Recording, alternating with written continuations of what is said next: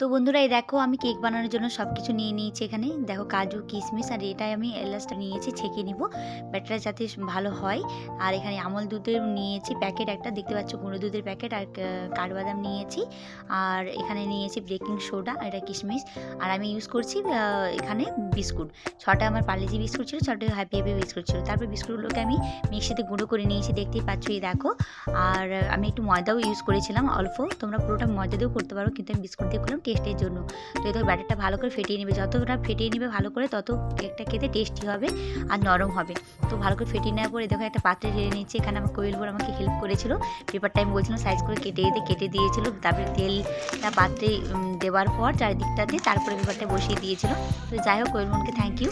তারপরে দেখো আমি ডেকোরেশন করে নিচ্ছি, যেহেতু আমার সেই মুহূর্তে আমি হচ্ছে জেমস দিয়ে ডেকোরেশন করতাম কিন্তু পেলাম না, তাই আমি বিস্কুট দিয়ে ডেকোরেশনটা করলাম। কেমন লাগছে তোমরা কমেন্টে জানাতে ভুলবে না। তারপরে কাজু কিশমিশ দিয়ে উপর দিয়ে ডেকোরেশন করে দিয়েছি। একটা ফটো পরে পোস্ট করে দেবো। তারপরে উনুনে আমি কড়াই বসিয়ে বালিটা গরম হয়ে গেছে, স্ট্যান্ড দিয়ে একটা পাত্রে বসিয়ে দিয়েছি দেখতে পাচ্ছ। তো বাইরে উনুনেই করছিলাম এটা, যাতে অনেকটা সময় লাগে তো তাই গ্যাসে বসালাম না, বাইরে বসালাম। তো কেকটা পরে রিভিউ দিচ্ছি, খুব স্পঞ্জি হয়েছে দেখতে পাচ্ছ, দেখো নরম হয়েছিল, খেতে টেস্ট হয়েছিল, একটু পুড়ে যায়নি, লেগে যায়নি। দেখো তোমাদের কেমন লেগেছে কমেন্টে জানাবে।